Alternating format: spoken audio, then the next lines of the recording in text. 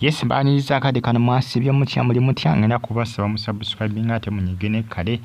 mbebaza ne bagamba nti muri bamaanyi nnyo kubanga mugi followinga bagita Faadi TV UG amawuli mbana gagaba ga training okwetole gwanga Uganda waliwo information etambula abaye batambuza okubatanza kubanga batambuza information nga bagamba nti Pastor Bugingo ati niwankubadde agezako kuba nti no yegumya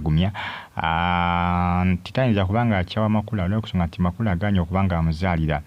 abasinga bagamba nti Pastor Bugingo nti abyogera kuba nti no tayagala kukola ki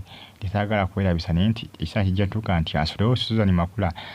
bwana batazaalidde Pastor Bugingo abasinga bazeemu kubanga bakikatiza nga bagamba nti Pastor Bugingo omunyarwanda oli yatwendinganga ku social media kiraga nti ebintu byandibanga byali bituufu olw'ensonga nti Pastor Bugingo yali anoonya omukyala ayinza okubanga akola ki ayinza okubanga amuzaalira omwana Pastor Bugingo ayongedde okubanga akikkaatiriza ku service ya leero y'emisana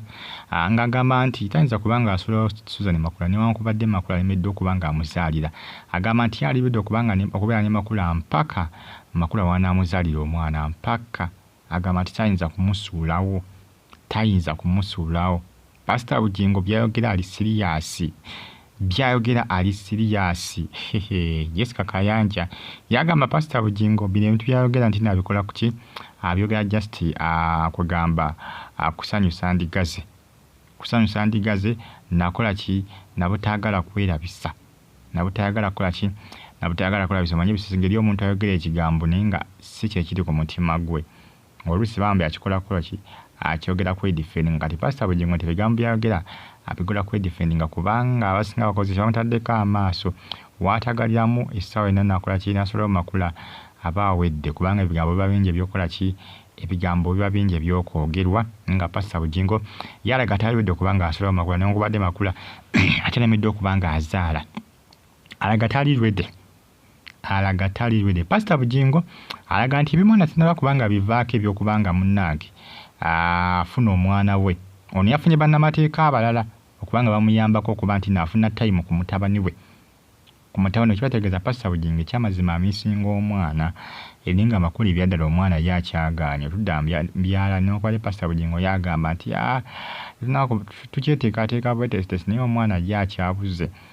yukana bagamba nti sisinga bingi ebiviirako omukyala okubanga avaamu embuto afuna zi miscarriage oluusi ne diabetes sukaali n'emyaka jjukira Makula yabuli n'agamba nti mu mwezi gwa November ngenda kukoza omwezi 25 ngenda kuba aweza emyaka 39 akuliridde naye abasinga bawakanye nga bagamba nedda saa 39 Makula olimba oli myaka nga 40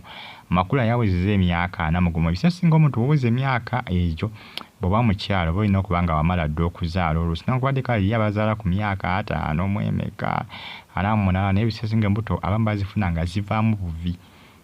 myaka zivaamu buvi era Makula banaweza emyaka 4 nga tannazaala kubanga laga ali mu 39 akadde kano Pastor Bugingo yerabira okufuna omwana mu Makula poziko nga anafuneyo omukyala mulala information ya trending nga ngiraga nti yafunayo omunyarwanda ni Pastor Bugingo yamwegaana yageza kubanga laganga nti banaabo bankola ki bansiiga busiizi bisooto bagala kutwawula nze ne mukyala wange Makula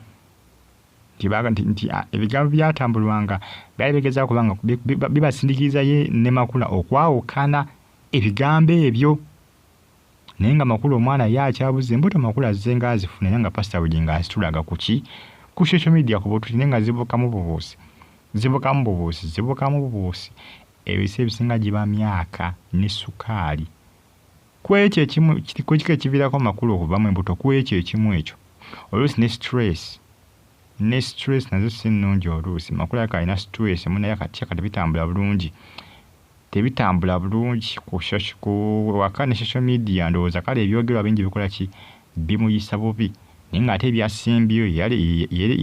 yaleetedde abantu okubanga bakola ki bamulumba ku social media yabyereetedde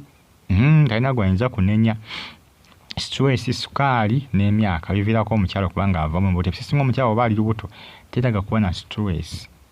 kiba olusobola yetaga n'ogenda ne bakebera nga mu ddwaliro oli bulungi sisitemu y'omubiri erikkirira tulina mu diabetes n'ogenda ne bakeberakokko munange bye Pastor Bugingo alaga aliwedde kubanga agumiikiriza Makula mpaka wanaazaalibwa ku myaka 60